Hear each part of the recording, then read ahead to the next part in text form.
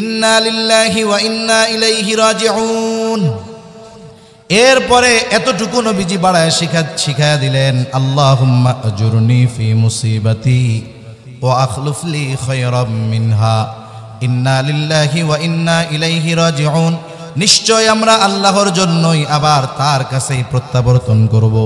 আল্লাহুম্মা আজুরনি ফি মুসিবাতি, আয় আল্লাহ আপনি আমাকে এই মুসিবতের উজরাত দেন, প্রতিদান দেন, মুসিবত থেকে উদ্ধার করেন। ওয়া আখলুফ লি খায়রাম মিনহা, আয় আল্লাহ এই মুসিবতের মাধ্যমে আমি যা হারিয়েছি তার চাইতে উত্তম বস্তু আপনি আমাকে ফিরিয়ে দেন। নবীজি সাল্লাল্লাহু আলাইহি ওয়াসাল্লাম বলেন, মুসিবতে পতিত হয়ে যে এই দোয়া করবে, বলে যা সে হারিয়েছে তার চাইতে উত্তম বস্তু আল্লাহ তাকে ফিরিয়ে দিবে। সুবহানাল্লাহ। আল্লাহ রাব্বুল আলামিন জানায় দেন, ভয় ভীতির মাধ্যমে পরীক্ষা নেওয়া হবে। ওয়াল জু', ক্ষুধা, অভাব, দরিদ্রতার মাধ্যমে পরীক্ষা নেওয়া হবে।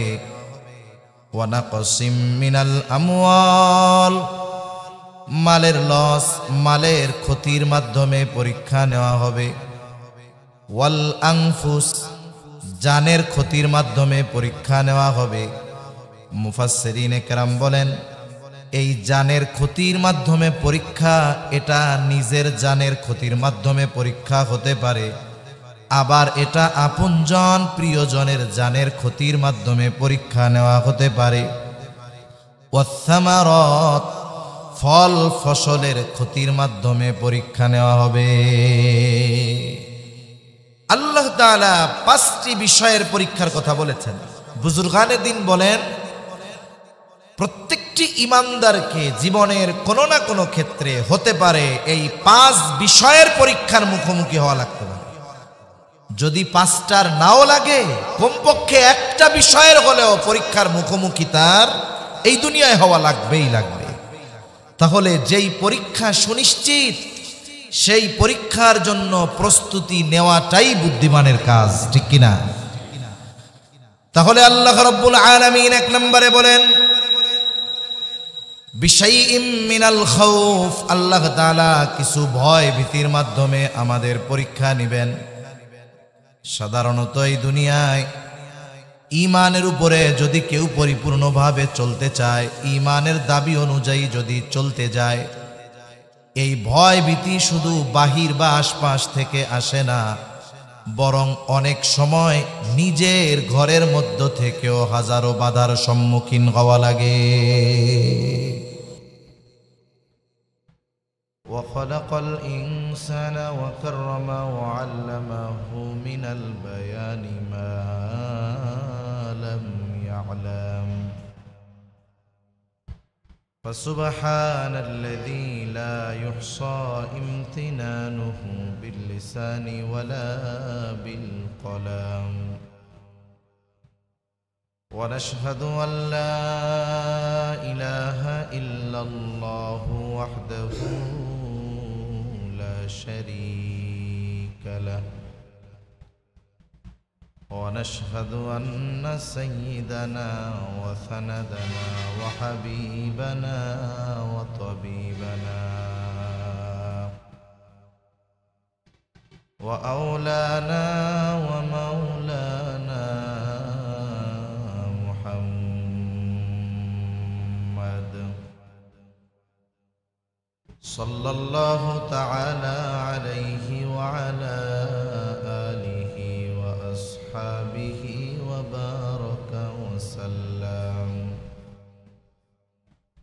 وبارك وسلم تسليما كثيرا كثيرا.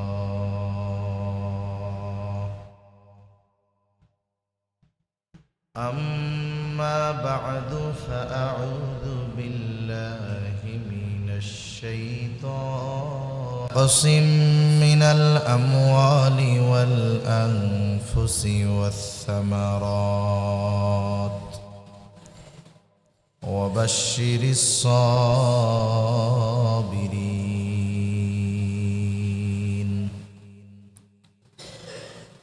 الذين إذا أصابتهم مصيبة قالوا إنا لله وإنا إليه راجعون أولئك عليهم صلوات من ربهم ورحمة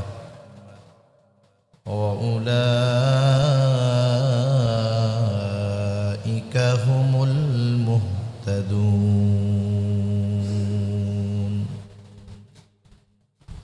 وقال رسول الله صلى الله عليه وسلم أشد الناس بلاء الأنبياء ثم الأمثال فالأمثال أو كما قال النبي صلى الله عليه وسلم صدق الله العلي العظيم وصدق رسوله النبي الكريم ونحن على ذلك من الشاهدين والشاكرين والحمد لله رب العالمين سبحانك لا علم لنا إلا ما علمتنا إنك أنت العليم الحكيم আমরা মুহাব্বতের সাথে সবাই দুরূদ শরীফ পাঠ করি اللهم صل على محمد وعلى آل محمد كما صليت على إبراهيم وعلى آل إبراهيم إنك حميد مجيد اللهم بارك على محمد وعلى آل محمد كما باركت على إبراهيم وعلى آل إبراهيم إنك حميد مجيد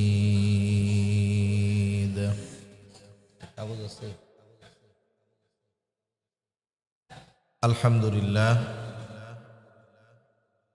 ঐতিহ্যবাহী নোয়াখালী জেলার অন্তর্গত সোনাইমুড়ি থানাধীন আমকি বাজার যুব সমাজ ও এলাকাবাসীর উদ্যোগে চতুর্থ বার্ষিক ওয়াজ মাহফিল। আজকের এই ওয়াজ মাহফিলের সম্মানিত শ্রদ্ধেয় সভাপতি, আমন্ত্রিত প্রধান অতিথি, বিশেষ অতিথিবৃন্দ সহ সম্মানিত শ্রদ্ধেয় উলামায়ে কেরাম, সামনে উপস্থিত মুরব্বিয়ানে কেরাম, সমবয়সী যুবক বন্ধু, স্নেহের ছোট ভাই, মাইকের আওয়াজ যত দূরে যায় নিজ নিজ স্থানে অবস্থানরতা সম্মানিতা শ্রদ্ধেয়া মা ও বোন, আল্লাহ রাব্বুল আলামিনের দরবারে অগণিত শুকর যে মহান মালিক আমাদের হায়াতে বরকত দিয়ে সুস্থ রেখে ব্যস্ততাকে উপেক্ষা করে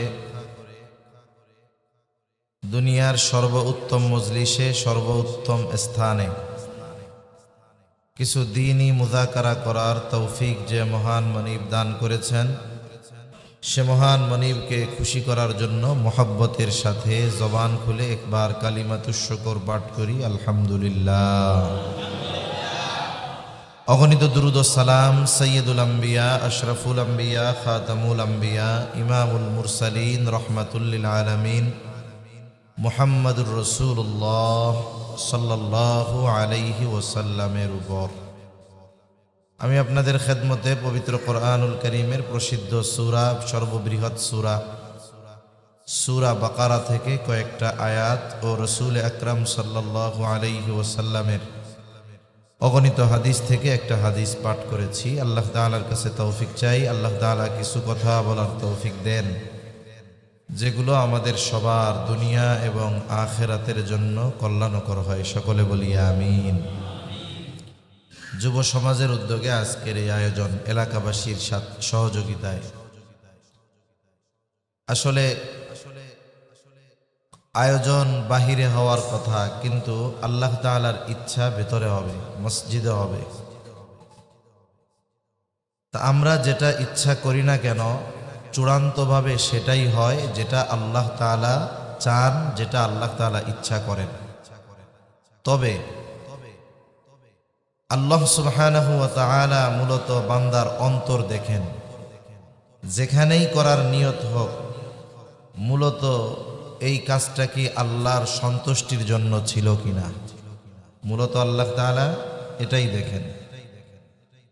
এজন্য কোরবানির মৌসুম আসছে। আমি কোরবানি সম্পৃক্ত কোনো আলোচনা করার জন্য আয়াতগুলো তিলাওয়াত করি নাই, কারণ প্রত্যেকটা মসজিদেই আমাদের খতিব সাহেবেরা, ইমাম সাহেবেরা লম্বা সময় নিয়ে সুগোছালোভাবে বিস্তারিত এই আলোচনাগুলো করেন, আগামী জুমাতেও করবেন।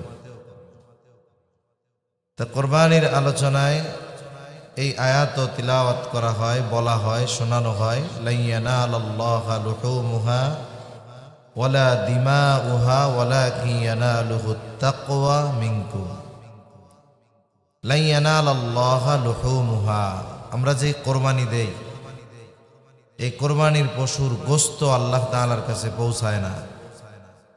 ওয়ালা দিমাউহা, এই যে কোরবানি দিলাম যেই পশু, এই পশুর রক্ত আল্লাহ তাআলার কাছে পৌঁছায় না। তবে একটা জিনিস আল্লাহ তাআলার কাছে পৌঁছায়। কি পৌঁছায়? ওয়ালাকিন ইয়ানালুহুত তাকওয়া মিনকুম, আমাদের তাকওয়া আল্লাহ তাআলার কাছে পৌঁছায়। সামগ্রিক কথা হলো আমাদের নিয়তটা কি, আমরা আল্লাহর সন্তুষ্টির জন্য করেছি কিনা, এই জিনিসটাই মূলত আল্লাহ তাআলার কাছে পৌঁছায়। মাহফিল বাহিরে হোক চাই ভিতরে হোক, বড় হোক চাই ছোট হোক, লোক বেশি হোক কিবা কম হোক, কোনো কিছুই আল্লাহ তাআলার কাছে পৌঁছাবে না। কি পৌঁছাবে? আমার অন্তরে কি ছিল, আমার নিয়ত কি ছিল, এটাই আল্লাহ তাআলার কাছে পৌঁছাবে।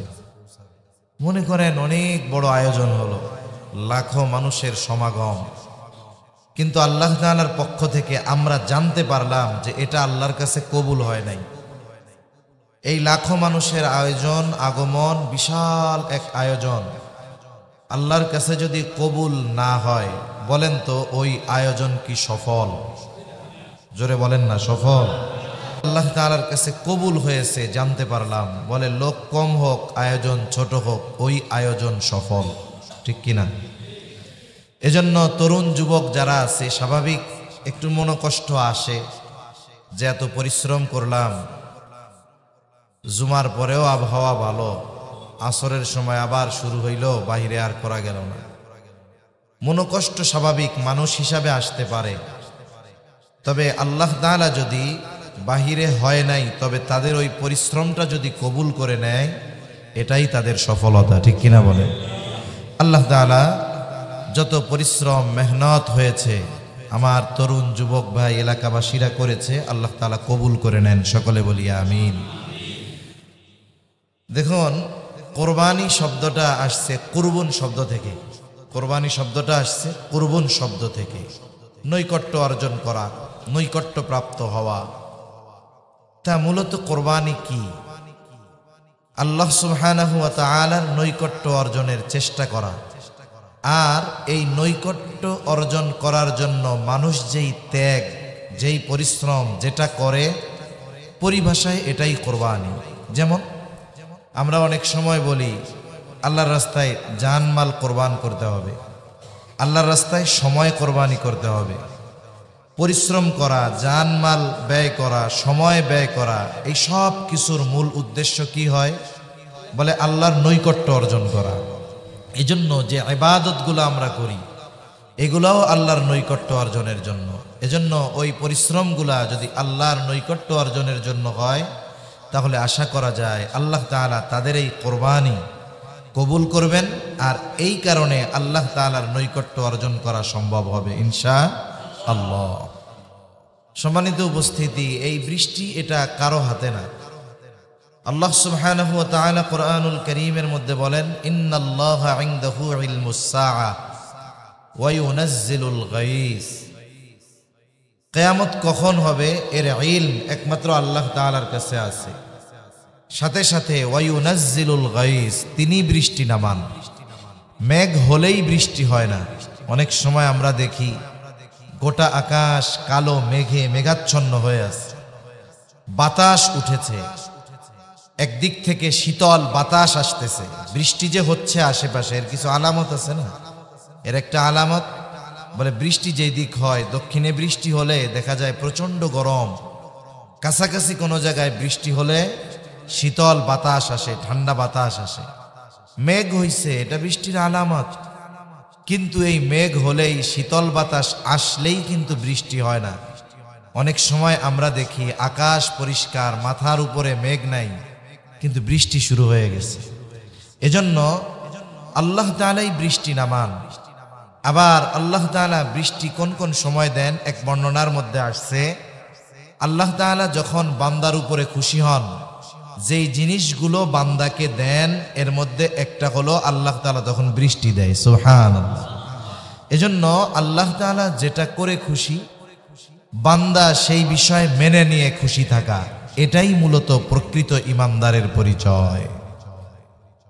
আমরা মসজিদের মধ্যে বসেছি। মসজিদ হলো দুনিয়ার সর্বোত্তম জায়গা। কিছু কিছু সময় আছে জায়গার কারণে ইবাদতের দাম বাড়ে, সময়ের কারণে ইবাদতের দাম বাড়ে, জায়গার কারণে ইবাদতের দাম বাড়ে। আজকে মাগরিবের নামাজ আমরা পড়লাম আমুকি বাজার, না আমুকি বাজার মসজিদে পড়লাম। এই মাগরিবের নামাজ যদি আমরা মসজিদুল আকসায় আদায় করতে পারতাম, স্থানের পরিবর্তনের কারণে, জায়গার পরিবর্তনের কারণে আল্লাহ তাআলা এই মাগরিবের নামাজের প্রতিদান কমপক্ষে 250 গুণ বাড়ায়া দিতেন। যদি এই মাগরিবের নামাজ আমরা মসজিদে নববীতে আদায় করতে পারতাম, তাহলে জায়গার দামের কারণে আল্লাহ তাআলা এই নামাজের প্রতিদান কমপক্ষে 1000 গুণ বাড়িয়ে দিতেন। এই নামাজ যদি আমরা মসজিদুল হারামে আদায় করতে পারতাম, জায়গার দামের কারণে আল্লাহ তাআলা এই ইবাদতের দাম, মাগরিবের নামাজের প্রতিদান কমপক্ষে 1 লক্ষ গুণ আল্লাহ বাড়ায়া দিতেন। তাহলে অনেক সময় ইবাদত জায়গার কারণে দামি হয়ে যায়, আবার সময়ের কারণেও ইবাদত দামি হয়। যেমন লাইলাতুল কদরের 2 রাকাত নফল নামাজ আর অন্যান্য সময়ের সারা রাত্রি জেগে নফল নামাজ এক না। বলে ওই রজনীর 2 রাকাত নামাজ এটা তো 1000 মাসের চাইতেও উত্তম, কারণ ওই রজনীর ফজিলত সম্পর্কে আল্লাহ তাআলা বলেন, লাইলাতুল কদরি খায়রুম মিন আলফি শাহর। লাইলাতুল কদর এটা হলো 1000 মাসের চাইতেও উত্তম। সুবহানাল্লাহ। তাহলে আমরা আছি দুনিয়ার সর্বোত্তম জায়গায় এখন। সাথে সাথে হাদিসে ঘোষিত আল্লাহ পাক যেই সময়গুলার কসম করেছেন, ওই সময়গুলার মধ্যে আছে জিলহজের প্রথম 10 রাত্রির কসম আল্লাহ তাআলা করেছেন, ওয়াল ফাজরি ওয়া লায়ালিন আশর।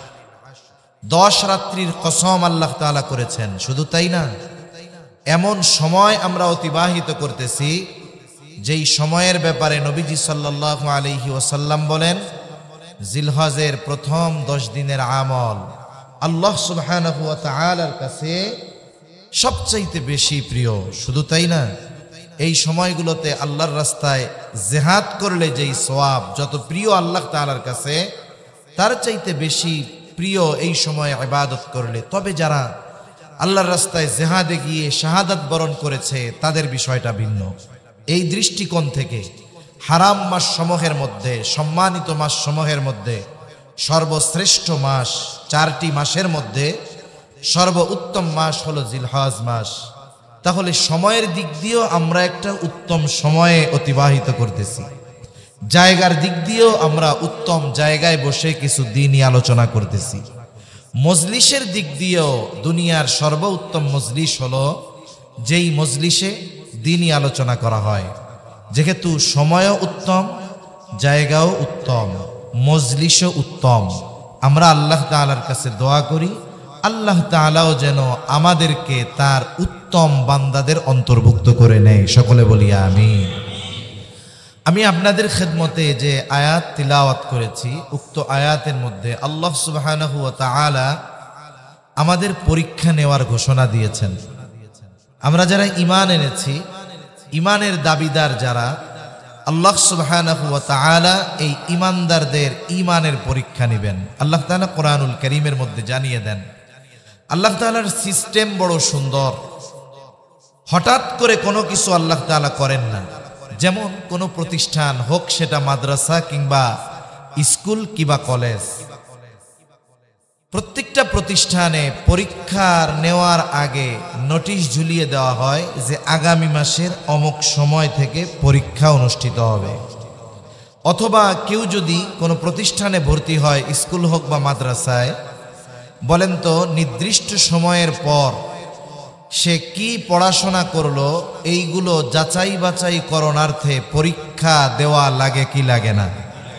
কেউ যদি স্কুলে ভর্তি হয়, মাদ্রাসায় ভর্তি হয়, ভার্সিটিতে ভর্তি হয়, ভর্তি হওয়ার সময় যদি বলে হুজুর স্যার আমি ভর্তি হতে রাজি আছি, তবে পরীক্ষা দিতে পারবো না, তাইলে শিক্ষকেরা বলবে তোমার মতো এমন ছাত্র আমরা ভর্তি করব না। তার মানে আমি আপনি যদি কোনো প্রতিষ্ঠানে ছাত্র হিসাবে ভর্তি হই বা কাউকে ভর্তি করাই, তাহলে আমাকে আমার যে ছাত্র ভর্তি করিয়েছি তাকে পরীক্ষা দেওয়া লাগবে। অনুরূপভাবে আমরা যারা নিজেদেরকে ঈমানদার হিসাবে দাবি করি, আল্লাহ সুবহানাহু ওয়া তাআলা জানিয়ে দেন তুমি নিজেরে ঈমানদার বলবা আর তোমাদের ঈমানের পরীক্ষা নেওয়া হবে না, এটা হতে পারে না। এই ঘোষণার দ্বারা আল্লাহ তাআলা সর্বপ্রথম আমাদেরকে নোটিশ দিয়ে দিলেন যে ঈমানদার, তোমাকে জীবনের কোনো না কোনো ক্ষেত্রে, কোনো না কোনো সময়, কোনো না কোনো অবস্থায় তোমাকে তোমার ঈমানের পরীক্ষা নেওয়া হবে। আল্লাহ তাআলা কোরআনুল কারীমের মধ্যে বলেন আহাসিবান নাস আন ইউতরাকু আন ইয়াকুলু আমান্না ওয়া হুম লা ইফতানুন। আল্লাহ রাব্বুল আলামিন বলেন, মানুষ কি এইটা মনে করে নাকি সে নিজে বলবে আমি ঈমানদার আর তার পরীক্ষা নেওয়া হবে না? সে বলবে আইয়াকুলু আমান্না, আমি ঈমান এনেছি আর তার পরীক্ষা নেওয়া হবে না, এমনটা নয়। বরং আল্লাহ তাআলা মূলত জানিয়ে দেন যে নিজেকে ঈমানদার দাবি করে অবশ্যই অবশ্যই তার ঈমানের দাবির বিপরীতে তার পরীক্ষা নেওয়া হবে। তার মানে এই বিষয়টা সুনিশ্চিত, আমরা যারা ঈমানদার আমাদেরকে জীবনের কোনো না কোনো সময়ে পরীক্ষার মুখোমুখি হওয়া লাগবে। তবে ঈমানদারের তো ক্লাসিফিকেশন আছে, স্তর বিন্যাস আছে।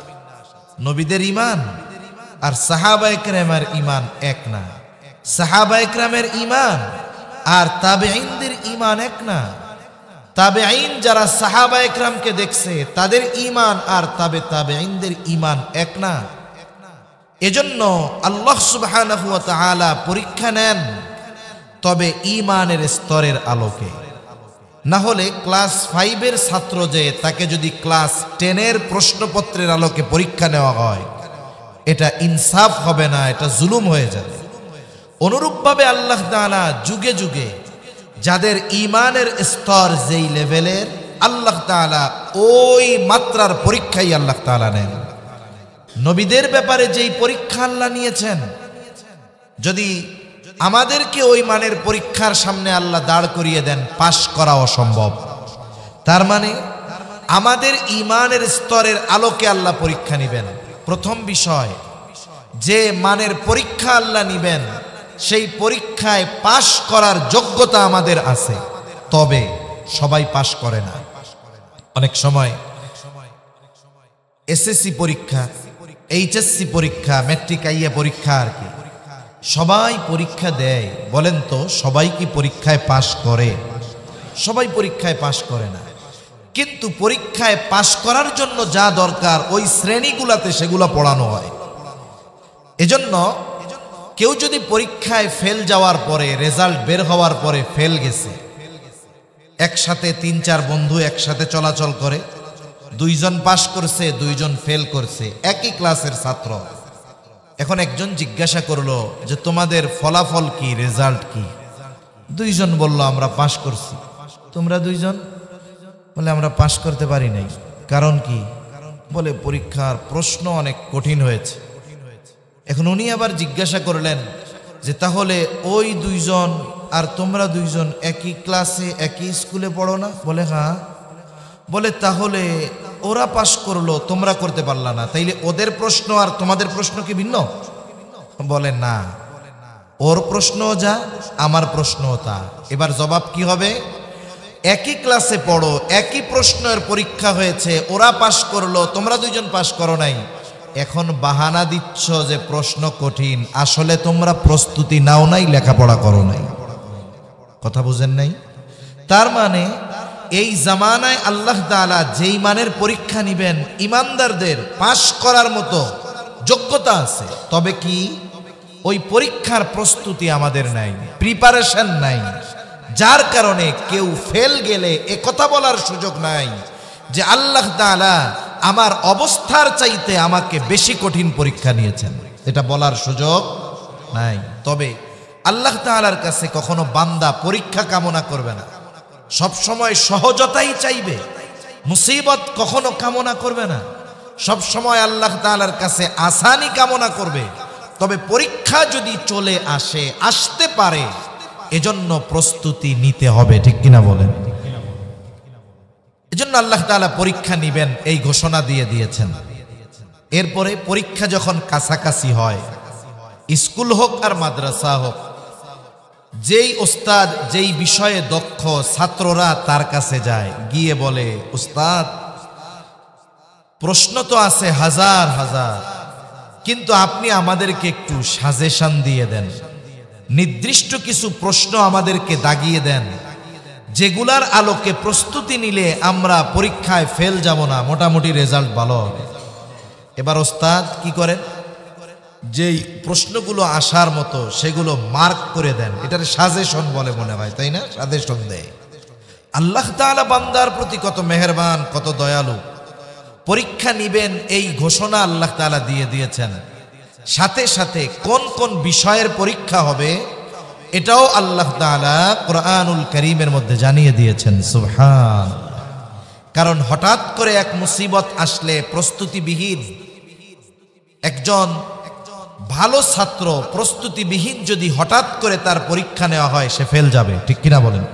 অনেক সময় কয়েকদিন আগে এক জায়গায় আমরা গেছি, এক জায়গায় মুয়াজ্জিন নিবে, ইমাম নিবে, তারা শর্ত দিয়েছে হাফেজে কোরআন হতে হবে। কেন?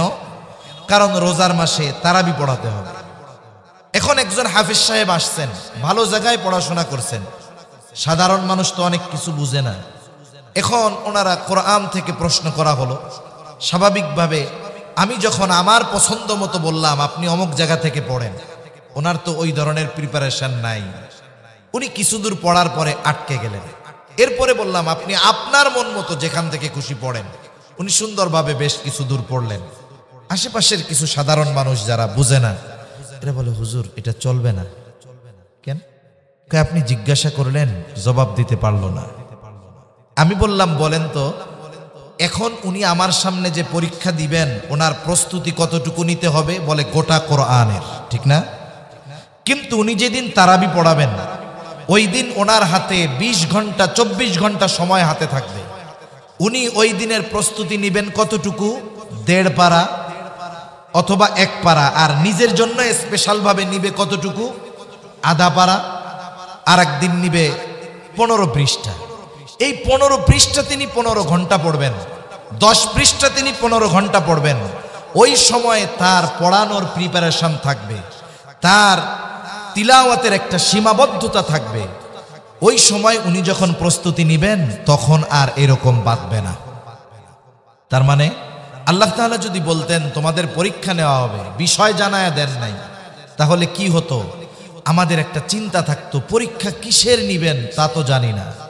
বান্দা যেন পরীক্ষার প্রস্তুতি নিতে পারে, এজন্য আল্লাহ তাআলা আমি যে আয়াতগুলো আপনাদের খেদমতে তিলাওয়াত করেছি, এই আয়াতের মধ্যে পরীক্ষার কিছু বিষয়ের কথা আল্লাহ বলে দিয়েছে। সুবহান। আল্লাহ তাআলা বান্দার পরীক্ষা নেবেন, কিন্তু আল্লাহ চান না বান্দা পরীক্ষায় ফেল যাক। ওস্তাদ পরীক্ষা নেয়, কিন্তু কখনো ওস্তাদ চায় না ছাত্র পরীক্ষায় ফেল যাক। এটা কেন্দ্রীয় পরীক্ষা হোক আর স্কুলের পরীক্ষা হোক, উপরন্তু কোনো সাবজেক্টের টিচার তার ছাত্ররা যদি ফলাফল ভালো করে, এটা কেন্দ্রীয় পরীক্ষায় হোক আর প্রাতিষ্ঠানিক পরীক্ষায় হোক, সে টিচারদের মিটিংয়ের মধ্যে গর্বের সাথে বলে, শিক্ষকদের মিটিংয়ে বলে, দেখছেন কত মেহনত করে পড়াইছি, সবগুলা এ প্লাস পাইছি। ঠিক কিনা? উনি চান না যে পরীক্ষায় ফেল যাক, আল্লাহও চান না বান্দা পরীক্ষায় ফেল যাক। এই জন্য পরীক্ষার প্রস্তুতি যেন আমরা নিতে পারি, এজন্য পরীক্ষার কয়েকটা বিষয়ের কথা আল্লাহ জানিয়ে দিয়েছেন। এই জায়গায় কয়েকটা বিষয়ের কথা আল্লাহ বলেছেন। আল্লাহ তাআলা বলেন, ওয়ালানাবলুওয়ান্নাকুম বিশাইইম মিনাল খাউফি ওয়াল জু'i ওয়া নাকসিম মিনাল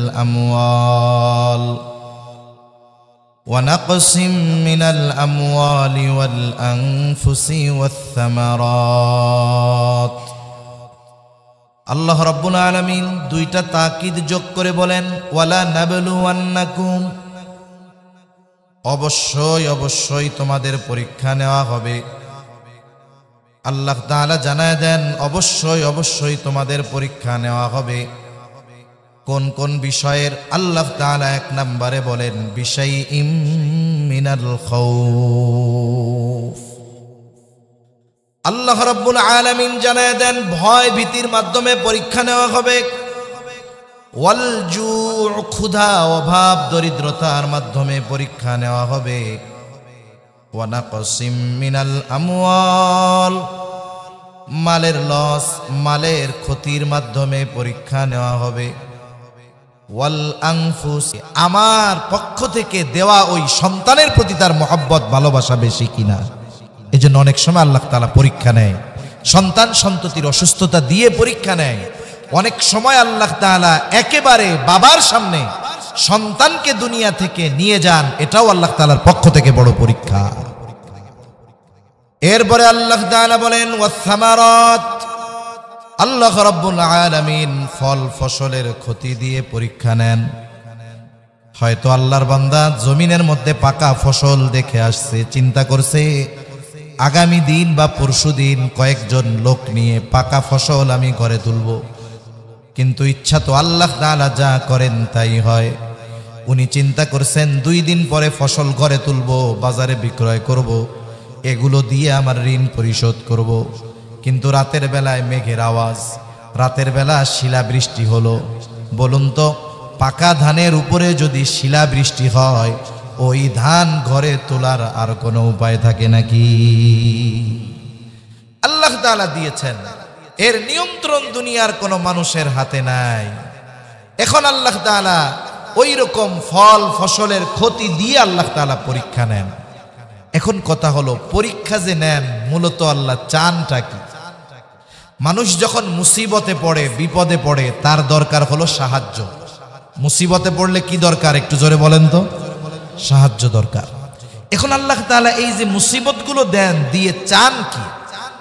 চান হলো যে বান্দা মুসিবতে পড়ে যেন আমার দিকে প্রত্যাবর্তিত হয়।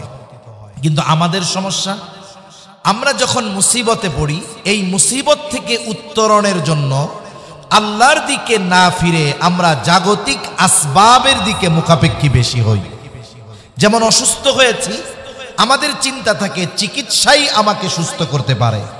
আমার কিছু টাকা পয়সার প্রয়োজন, আমি চিন্তা করি অমুকের কাছ থেকে যদি কর্জ আনা যায়, অথবা অনেকে তো আরেক ধাপ এগিয়ে গিয়ে সুদে লোন এনে চিন্তা করে এই মুসিবতটা আমাকে দূর করতে হবে। আছে না নাই এরকম?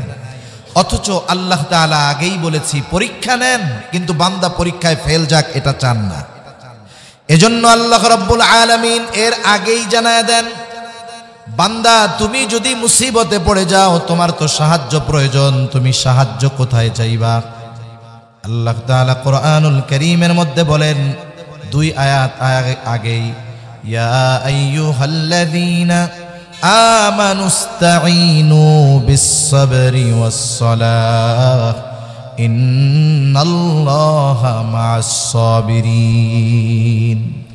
আল্লাহ তাআলা বলেন, ইয়া আইয়ুহাল্লাযীনা আমানু, হে ঈমানদারেরা, পরীক্ষায় পড়েছ, মুসিবতে পড়েছ, বিপদে পড়েছ, এখন তোমার সাহায্য দরকার, কোথায় তুমি সাহায্যের জন্য যাইবা? আল্লাহ তাআলা বলেন, ইস্তাঈনু, তুমি আমার কাছে সাহায্য চাও। এখন আল্লাহ তাআলার কাছে সাহায্য চাওয়ার নির্দেশ আল্লাহ তাআলা দিলেন। আল্লাহর কাছে সাহায্য চাওয়ার মাধ্যম কি? অনেক মানুষ বোঝে না। অনেকে চিন্তা করে আল্লাহর কাছে যদি সাহায্য চাইতে হয় তাইলে অমুক বাবার মাধ্যমে চাইতে হবে। নাউজুবিল্লাহ বলেন। এই বিশ্বাস আর ওই মক্কার মুশরিকদের বিশ্বাসের মধ্যে কোনো তফাৎ নাই। মক্কার মুশরিকরা কিন্তু আল্লাহর অস্তিত্বে বিশ্বাসী ছিল, ওরা নাস্তিক ছিল না। এমন ছিল না যে, এমনটা বলতো না যে স্রষ্টা বলে কেউ নাই, এমনটা মক্কার মুশরিকরা বলতো না। বরং কোরআনুল কারীমের মধ্যে স্বয়ং আল্লাহ তাআলা জানায়া দেন। আল্লাহ তাআলা বলেন, ওয়ালাইন সাআলতাহুম মান খালাকাস সামাওয়াতি ওয়াল আরদা লায়াকুলুন্নাল্লাহ। আল্লাহ তাআলা কোরআনুল কারীমের মধ্যে মক্কার মুশরিকদের ব্যাপারে বলেন, আপনি যদি মক্কার মুশরিকদেরকে জিজ্ঞাসা করেন, তাদের কাছে যদি জানতে চান, মান খালাকাস সামাওয়াতি ওয়াল আরদ, আসমান এবং জমিনের স্রষ্টা কে? কে বানিয়েছে আসমান, কে বানিয়েছে জমিন? ওরা নাস্তিকদের মতো বলবে না এটা বিগ ব্যাংকের মাধ্যমে অটোমেটিকই সৃষ্টি হয়ে গেছে। বরং তারা আপনার এই প্রশ্নের জবাবে কি বলবে? আল্লাহ তাআলা দুইটা তাকিদ যোগ করে বলেন, লায়াকুলুন্নাল্লাহ। আপনার এই প্রশ্নের জবাবে মক্কার মুশরিকেরা বলবে, অবশ্যই অবশ্যই আসমান জমিনের স্রষ্টা হলেন আল্লাহ। প্রশ্ন করলে আসমান জমিনের স্রষ্টা আল্লাহ, এই জবাব দিবে কারা? মক্কার মুশরিকেরা। এরা যদি আল্লাহর অস্তিত্বে অবিশ্বাসী হইতো তাহলে কে বলতো যে আসমান জমিন আল্লাহ বানাইছে? বলতো। আবার আল্লাহ তাআলা আরেক জায়গায় বলেন, ওয়ালাইন সাআলতাহুম মান নাযালা মিনাস সামাই মাআন ফাআহইয়া বিহিল আরদা বা'দা মাউতিহা। আপনি যদি মক্কার মুশরিকদেরকে জিজ্ঞাসা করেন, মান নাযালা মিনাস সামাই মাআ, কে আসমান হতে পানি বর্ষণ করে, কে বৃষ্টি দেয়? শুধু বৃষ্টি দেয় তা নয়, ফাআহইয়া বিহিল আরদা বা'দা মাউতিহা, এই পানির দ্বারা কে মৃত জমিনকে পুনরুজ্জীবিত করে। অর্থাৎ ফসল উৎপাদনের অনুপযুক্ত জমিন, পানির অভাবে শুকিয়ে যাওয়া শুকনা ঠনঠনা ওই জমিন কে ফসল উৎপাদনের জন্য উপযুক্ত করে তুলে। তারা তাদের দেবদেবীদের কথা বলবে না, লাত মানাত উজ্জার কথা বলবে না। আপনার এই প্রশ্নের জবাবে অবশ্যই অবশ্যই তারা বলবে, বৃষ্টি দেন আল্লাহ, আর জমিনকে ফসল উৎপাদনের উপযুক্ত করে তুলেনি আল্লাহ। এগুলো আল্লাহই করেন। এরপরে আল্লাহ তাআলা আরো এক জায়গায় বলেন, ওয়ালাইন সাআলতাহুম মান খালাকাহুম লায়াকুলুন্নাল্লাহ। আপনি যদি তাদের অস্তিত্বের ব্যাপারে জিজ্ঞাসা করেন যে তাদেরকে কে সৃষ্টি করেছে, তারা এমন বলবে না যে এমনিই হয়ে গেছি। বরং তারা তাদের নিজেদের সৃষ্টির ব্যাপারেও বলবে, অবশ্যই অবশ্যই আমাদের সৃষ্টি করেছেন আল্লাহ। এই যে আল্লাহর অস্তিত্বের ব্যাপারে যে বিশ্বাস ছিল কাফেরদের, বিশ্বাসটা কোন পর্যায়ে যে স্বয়ং আল্লাহ তাআলা তাদের এই বিশ্বাসের সাক্ষ্য দিচ্ছেন। অথচ দেখুন এদের সমস্যা কি, আল্লাহর অস্তিত্বের ব্যাপারে এমন বিশ্বাস থাকার পরেও কিছু চাইতে হলে তারা দেবদেবীদের মাধ্যমে চাইত। কেমনে চাইতো? দেবদেবীদের মাধ্যমে চাইত। আর আমাদের দেশে কিছু আছে, বিশেষ করে এই ভারতীয় উপমহাদেশে, যে আল্লাহর কাছে সরাসরি চাওয়া বাদ দিয়ে আরেক জায়গায় গিয়া যায়। এটা কখনো সমীচীন নয়। এই ধরনের মানুষ আমাদের দেশে অনেক। এদের এই আকীদা, এই বিশ্বাস ঈমান থেকে দূর করে দিয়েছে। যদি এরা জান্নাতে যায় তাহলে আবু জেহেলের জান্নাতে যাইতে বাধা নাই, আর কোনো। মনে রাখতে হবে। এজন্য আল্লাহ সুবহানাহু ওয়া তাআলা সুস্পষ্টভাবে কোরআনুল কারীমের মধ্যে জানিয়ে দিয়েছেন সাহায্য আমার কাছে চাও। কেমনে চাইবা? কোনো বাবা, দরবার, মাজার কারো মাধ্যমে চাওয়া লাগবে না, সরাসরি আমার কাছে চাও। মাধ্যমটা কি? দুইটা। কয়টা মাধ্যম? দুইটা। আল্লাহ তাআলা বলেন বিসসাবরি ওয়াস-সালাহ, সবর আর সালাত, ধৈর্য আর নামাজের মাধ্যমে তোমরা আমার কাছে সাহায্য চাও। এক নাম্বার সবর, দুই নাম্বার সালাত। এখন সবরটা কি? বুজুর্গানে দ্বীনের কিছু কথা আমি আপনাদের নকল করে শোনাই। অনেক সময় সবর বলতে আমরা বুঝি যে হাত কেটে গেছে, যা হয় হোক, আমি সেলাইও করব না, ওষুধও খাবো না। আমার জ্বর হইছে, মইরা যাই তাও ডাক্তারের কাছে যাব না। অনেকে মনে করে যে এটা হলো মনে হয় সবর। অথচ হাদিসে নবীজি সাল্লাল্লাহু আলাইহি ওয়াসাল্লাম বলেছেন অসুস্থ হলে চিকিৎসা গ্রহণ করা। তবে চিকিৎসার যে আসবাব, এটার উপরে ইয়াকিন থাকবে না, ইয়াকিন হবে আল্লাহর উপরে, যে আল্লাহ যদি ওষুধ দিয়ে কাজ করায় তাইলে ওষুধ কাজ করবে, নইলে ওষুধ কাজ করবে না। তার মানে আমি চিকিৎসা গ্রহণ করব, তবে তাওয়াক্কুল, ভরসা, ওষুধ ডাক্তারের উপরে নয়, কার উপরে? আল্লাহর উপরে।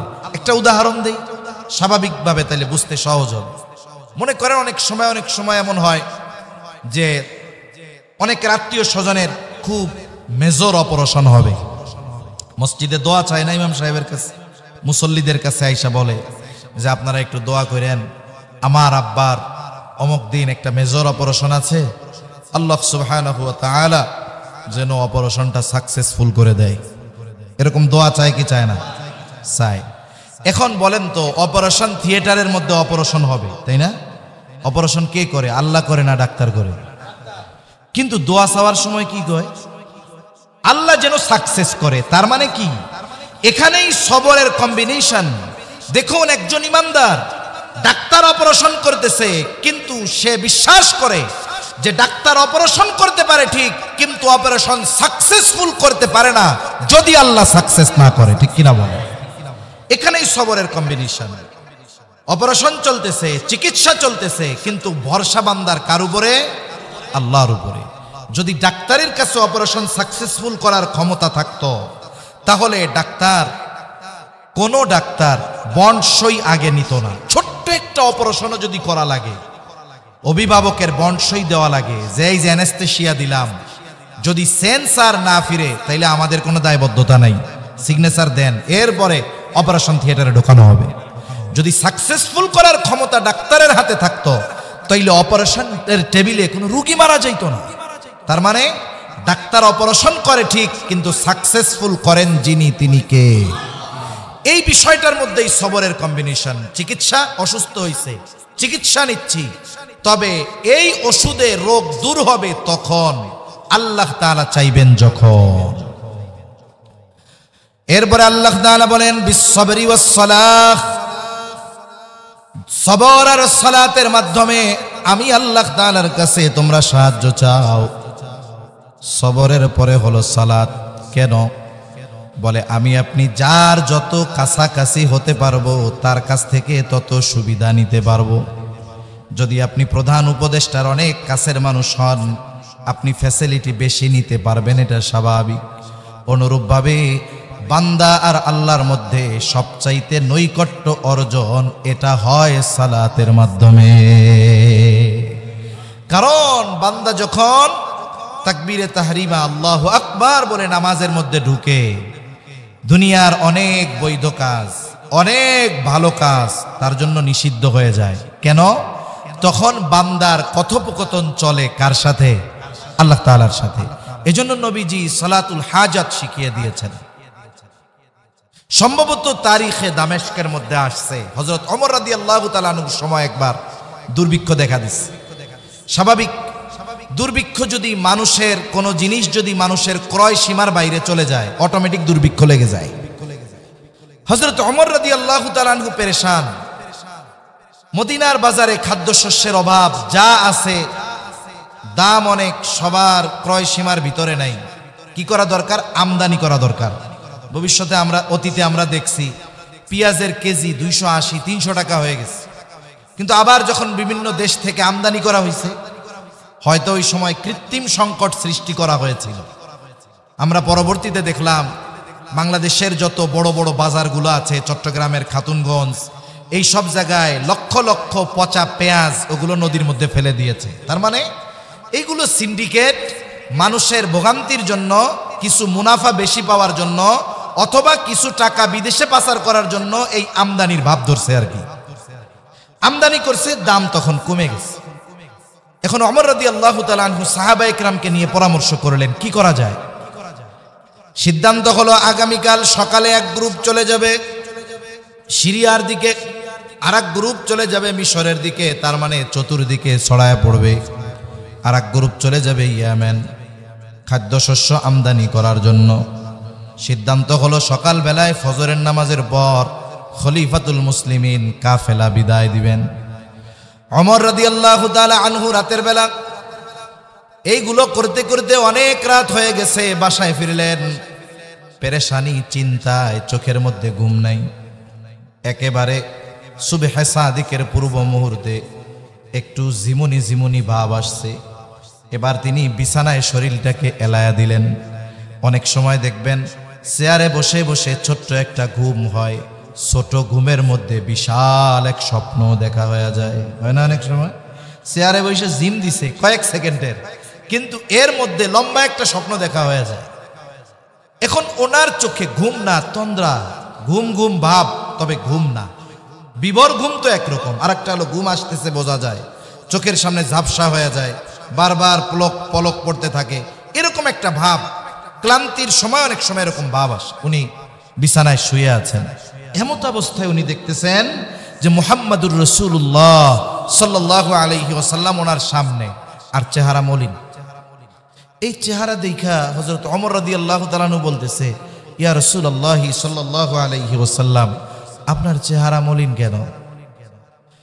তখন রাসূল সাল্লাল্লাহু আলাইহি ওয়াসাল্লাম বলতেছে, ওমর, তুমি দুর্ভিক্ষ দূর করার জন্য কত ধরনের পদ্ধতি অবলম্বন করতেছ, কিন্তু এই মুসিবত থেকে উত্তরণের মাধ্যম আমি কি তোমাদেরকে শিখায়া দেই নাই? সালাতুল হাজাত আমি কি তোমাদের শিখায়া দেই নাই? যখন কোনো কিছুর প্রয়োজন সামনে আসবে, আগে আল্লাহ তাআলার কাছে এই প্রয়োজনের কথা বলা, এটা কি আমি তোমাদের শিখায়া দেই নাই? ইতিমধ্যে মসজিদে নববীর মিনার থেকে আজানের আওয়াজ কানে চলে আসলো। তিনি মসজিদে চলে গেলেন, ফজরের নামাজের পর ঘুরে বসলেন, বললেন, শোনো, কোথাও কোনো কাফেলা যাওয়ার দরকার নাই, আমরা ঘরে ঘরে সকলে সালাতুল হাজতের আমল শুরু করে দাও। ইতিহাস বলে 1 সপ্তাহ লাগে নাই, আল্লাহ তাআলা মদিনার বাজারের যেই খাদ্যশস্যের অভাব আল্লাহ তাআলা দূর করে দেয়। এজন্য আমি আপনি যখন কোনো মুসিবতে পড়ব, কোনো প্রয়োজনে পড়ব, বান্দার দ্বারস্থ হওয়ার আগে কার দ্বারস্থ হব? জোরে বলেন। আল্লাহর কাছে আগে বলবো যে আল্লাহ, এটা আমার প্রয়োজন, এটা আমারে দেন। আল্লাহ তাআলা ব্যবস্থা করবে। এজন্য আল্লাহ তাআলা বলেন, ইস্তাঈনু বিস-সাবরি ওয়াস-সালাহ। হে ঈমানদারেরা, একটু খেয়াল করব, আল্লাহ ডাক দিচ্ছেন ঈমানদার বলে। কি বলে? ঈমানদার বলে ডাক দিচ্ছেন। হে ঈমানদারেরা, ইস্তাঈনু বিস-সাবরি ওয়াস-সালাহ, তোমরা আল্লাহ তাআলার কাছে ধৈর্য আর নামাজের মাধ্যমে সাহায্য চাও। এরপরে আল্লাহ তাআলা বলেন, ইন্নাল্লাহা মা'আস-সাবিরিন। আল্লাহ এটা বলেন নাই, ইন্নাল্লাহা মা'আল মুমিনিন, আল্লাহ বলেন নাই। ডাক দিছেন মুমিন বলে, লাস্টে কি বলতেছেন? আল্লাহ ধৈর্য ধারণকারীদের সাথে আছেন। তার মানে সাধারণ মুমিন ঈমান আনছে, এদের অবস্থান আর যে সবের মুমিন তার অবস্থান এক না। কথা বুঝেন নাই মনে হয়? একজন শুধু ঈমান আনছে, আর একজন শুধু মুমিন না, সে সবের মুমিন, সবরের গুণ তার মধ্যে আছে। এই দুইজনের মধ্যে তফাৎ আছে। দেখেন, ইব্রাহিম আলাইহিস সালাম যখন সন্তানকে জবাই দিবে, ইসমাঈল আলাইহিস সালাম কি বলছে? ইয়া আবা তিফআল মা তুমার সাতাজিদুনি ইনশাআল্লাহু মিনাস সাবিরিন। ইনশাআল্লাহ আপনি আমাকে ধৈর্য ধারণকারীদের অন্তর্ভুক্ত পাবেন। ইব্রাহিম আলাইহিস সালাম দোয়া করছিল, ওই যে রব্বি হাবলি মিনাস সালিহিন, আমার একটা নেককার সন্তান দেন আল্লাহ। আল্লাহ বললেন, ফাবাশশারনাহু বিগুলামিন হালিম, একটা সহনশীল সন্তানের সুসংবাদ দিছে। সহনশীলকে, যার মধ্যে সবরের গুণও আছে সে। আল্লাহ বলছিলেন কেমন সহনশীল সন্তান দিব তোমারে, এইটা আল্লাহ দেখাইছেন কোন সময়? এই যে কোরবানি করতেছে, জবাই করতেছে, এই স্বপ্ন দেখাইয়া যে দেখো তোমারে বলছিলাম যে সহনশীল একটা সন্তান দিব, এই সন্তান কেমন সহনশীল, কেমন সবরের গুণে গুণান্বিত। তুমি জবাই করতে চাইবা আর ও বলবে আল্লাহ বাবা আপনি আপনার দায়িত্ব পালন করেন, আপনি আমারে ধৈর্যশীলদের অন্তর্ভুক্ত পাবেন। সুবহান। এজন্য সবরের গুণ যেন তেন গুণ না। আল্লাহ বলেন, তার মানে আল্লাহ বলতে চায় যেই মুমিন মুসিবতে পড়ে ধৈর্য আর নামাজের মাধ্যমে আল্লাহর কাছে সাহায্য চায়, তার প্রমোশন হয়। কি হয়? প্রমোশন কি হয়? শুধু মোমেন থেকে সে সবের মুমিন হয়ে যায়। আর সবের মুমিন যে হয় তার সাথে আছে কে? আল্লাহ। আচ্ছা ঠিক আছে, কত বাজে? এটা ঠিক নাই। হ্যাঁ, তাহলে যারা আল্লাহর কাছে বিপদ আপদ মুসিবতে সাহায্য প্রার্থনা করে তাদের সাথে থাকে কে? জোরে বলেন না, থাকে কে? এখন আমরা যদি মুসিবতে পড়ার পরে আল্লাহর কাছে ধৈর্য আর নামাজের মাধ্যমে সাহায্য চাই, তাহলে কি হব? বলে সবের মুমিন হব। আর আমাদের মুসিবতে আমাদের সাথে যিনি থাকবেন তিনি কে? আল্লাহ। এজন্য আল্লাহ তাআলা এরপরে বলেন বাশশিরিস সাবিরিন, এই পরীক্ষায় যারা উত্তীর্ণ হবে আমি আল্লাহর কাছে সাহায্য চাবে, মূলত তারাই হলো পরীক্ষায় পাস। আল্লাহ তাআলা বলেন বাশশিরিস সাবিরিন আল্লাযীনা ইযা আসাবাতহুম মুসিবাহ ক্বালু ইন্না লিল্লাহি ওয়া ইন্না ইলাইহি রাজিউন। আল্লাহ তাআলা বলেন বাশশিরিস সাবিরিন, এই পরীক্ষায় যারা ধৈর্য ধারণ করলো। কারা ধৈর্য ধারণকারী? মুসিবতে পড়া যারা আল্লাহর কাছে ধৈর্য আর নামাজের মাধ্যমে সাহায্য চায়, আল্লাহ বলেন তারাই ধৈর্য ধারণকারী, তাদেরকে আপনি সুসংবাদ দেন। তার মানে কিসের সুসংবাদ? জান্নাতের সুসংবাদ দেন। সুবহান। এখন প্রত্যেকটা জিনিসের প্রাথমিক একটা আলামত আছে, প্রত্যেকটা জিনিসের প্রাথমিক একটা আলামত আছে। তা ধৈর্যশীল ইমানদার যারা যারা জান্নাতের সুসংবাদ পাবে, এদের প্রাথমিক আলামতটা কি? আল্লাহ তাআলা বলেন আল্লাযীনা ইযা আসাবাতহুম মুসিবাতুন ক্বালু ইন্না লিল্লাহি ওয়া ইন্না ইলাইহি রাজিউন। সুসংবাদ দেন ওই সমস্ত ধৈর্য ধারণকারীদের, বিপদ আপদ মুসিবতে যারা আমি আল্লাহর কাছে সাহায্য প্রার্থনা করে ধৈর্য আর নামাজের মাধ্যমে, তাদেরকে জান্নাতের সুসংবাদ দেন। বলে তারা কারা? তাদের উপরে যখন কোনো বিপদ আপদ মুসিবত আসে, তারা যখন কোনো বিপদ আপদ মুসিবতে পতিত হয়, তারা বলে ইন্না লিল্লাহি ওয়া ইন্না ইলাইহি রাজিউন। তাহলে মুসিবতে পড়লে ইন্না লিল্লাহি ওয়া ইন্না ইলাইহি রাজিউন, এটা পড়ার শিক্ষা আমাদেরকে দিয়েছেন, আল্লাহ দিয়েছেন। এক এলাকায় গেছি অনেক আগে, একবার এই বিষয়ে কিছু কথা বলতে গিয়া অনেক মানুষ জিজ্ঞাসা করছি, বলেন তো এই দোয়া কোন সময় পড়ে? সবাই জোরে কয় হুজুর এটা মানুষ মরলে পড়ে। তার মানে তারা মনে করে শুধু মানুষ মরার দোয়া হলো এটা, অথচ বিষয়টা এমন না। ছোটখাটো সব মুসিবতে একটু ধাক্কা লাগছে, ইন্না লিল্লাহ। চশমাটা এক জায়গায় রাখছেন, পাওয়া যাচ্ছে না, কোথায় রে? ইন্না লিল্লাহ। পকেটে হাত দিছেন, চুরি করে নিয়ে গেছে, আগে কোন ইন্না লিল্লাহ। যে কোনো মুসিবতে ছোট হোক আর বড় হোক, ইন্না লিল্লাহি ওয়া ইন্না ইলাইহি রাজিউন, এটা পড়ার শিক্ষা আমাদের দিছেন কে? আল্লাহ। এই আয়াতের তাফসিরে নবীজি সাল্লাল্লাহু আলাইহি ওয়াসাল্লাম আর একটু বাড়াইয়া একটু দোয়া শিখাইয়া দিছেন। এত সুন্দর এক দোয়া, যেই দোয়ার প্রথম অংশ শিখাইছেন আল্লাহ আর শেষ অংশ শিখাইছেন মুহাম্মাদুর রাসূলুল্লাহ সাল্লাল্লাহু আলাইহি ওয়াসাল্লাম। নবীজি সাল্লাল্লাহু আলাইহি ওয়াসাল্লাম বলেন মুসিবতে পড়লে বলবা ইন্না লিল্লাহি ওয়া ইন্না ইলাইহি রাজিউন। এরপরে এতটুকু নবীজি বাড়ায় শিখায়া দিলেন আল্লাহুম্মা আজুরনি ফি মুসিবাতি ওয়া আখলুফ লি খায়রাম মিনহা ইন্না লিল্লাহি ওয়া ইন্না ইলাইহি রাজিউন। নিশ্চয় আমরা আল্লাহর জন্যই আবার তার কাছেই প্রত্যাবর্তন করব। আল্লাহুম্মা আজুরনি ফি মুসিবাতি, আয় আল্লাহ আপনি আমাকে এই মুসিবতের উজরাত দেন, প্রতিদান দেন, মুসিবত থেকে উদ্ধার করেন। ওয়া আখলুফ লি খায়রাম মিনহা, আয় আল্লাহ এই মুসিবতের মাধ্যমে আমি যা হারিয়েছি তার চাইতে উত্তম বস্তু আপনি আমাকে ফিরিয়ে দেন।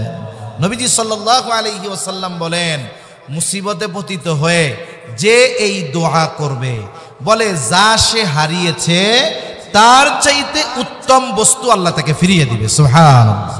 এজন্য কোন মুসিবতে যদি পড়ি, কিছু যদি হারিয়ে যায়, আমরা এই ইন্না লিল্লাহি ওয়া ইন্না ইলাইহি রাজিউন, আল্লাহুম্মা আজুরনি ফি মুসিবাতি ওয়া আখলুফ লি খায়রাম মিনহা, এই দোয়াটা শিখবো, আমল করব, বলেন ইনশাআল্লাহ।